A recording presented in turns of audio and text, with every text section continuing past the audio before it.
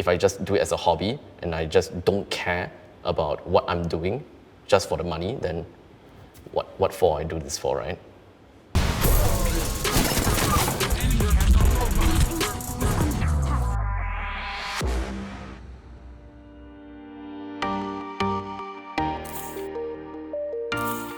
My name is Eugene Yu, also known as Abstract. I have been in the esports industry for about 10, 11 years as a esports commentator.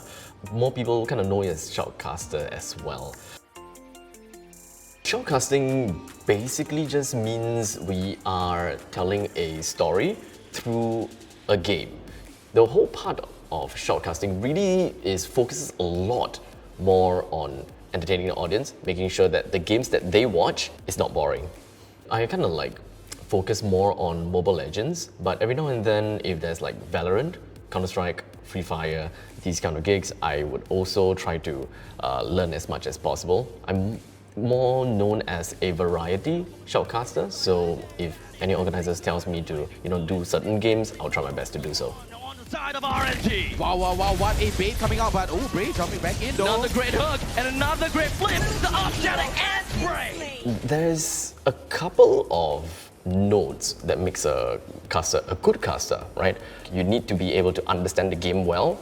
You need to have a good personality, whereas you are entertaining enough. You should also be able to, tell the audience exactly what is going on. If you don't have the fundamentals, you're not really counted as a caster. But in order for you to be able to rise above the rest, your personality is one of the most important things, as it sets you apart from all the other shoutcasters. Like how you conduct yourself on stream, what is special to you that everyone just listen in or watch and they know that, yeah, that's Abstract. Or perhaps your unique selling point. What's so special about shoutcasting? Essentially, the specialty is what sets you apart. Look out for St. Lucas. He understood exactly what is needed and what... At this current state, I am mostly dealing with the problem of identifying myself and showing my value in the international / regional scene. Because in Singapore, our cost of living is pretty high. If we were to compare a full-time shoutcaster in Singapore versus a full-time shoutcaster in Indonesia, for example, he can be super good while I am just starting out, and our price may be the same, that kind of stuff, right? So competition with them is very difficult. I mean, I think I feel that I'm worthless, mostly because of the fact that I'm living in Singapore and I'm competing with so many other good casters as well, excellent casters even, to the point that right now I lost sight of what is the market rate of casters. Like, I quote myself here, the international casters who are probably as good as me, have good personality, they price themselves here. So I'm like, am I overpricing myself? Or is it because of the different cost of living? So it gets to that awkward spot where sometimes I can be paid more for local events and paid less for regional events. If I want to lower down my rates, yeah, sure, I definitely can. But it's not sustainable enough for me to do it full time. I can only do it as a hobby. As such, if I were to do it as a hobby, that also means that I'm not really respecting the craft of shoutcasting, because I focus on that a lot. If I just do it as a hobby and I just don't care about what I'm doing just for the money, then what for I do this for, right? Turtle. So in order to take that turtle, I need to jump there. But look at how I get air. But unfortunately, one of the main problems that Singapore esports faces, I would believe, is probably the viewership. Singapore is small, I get that. But if we have some kind of government support, that would be even better. More events to flow in, more esports. That will help me, firstly, being able to be sustainable in the industry.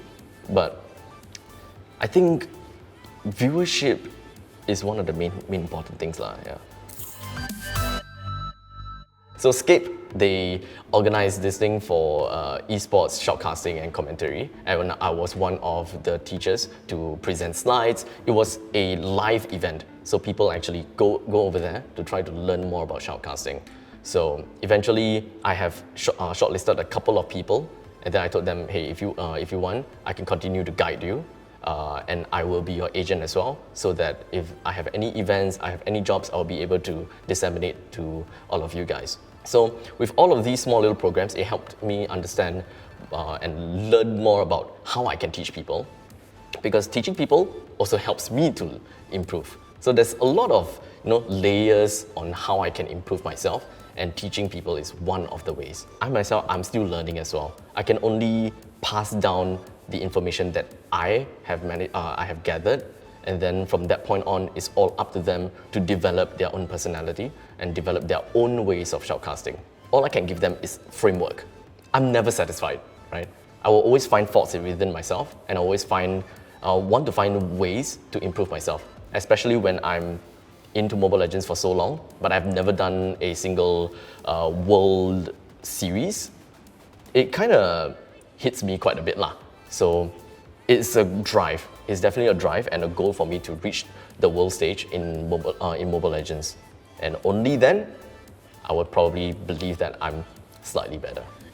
Catches him, and Fenix takes a triple. Very likely will be coming in close to a Mania, but Fenix don't care about Mania. Chetty just gonna be going in for the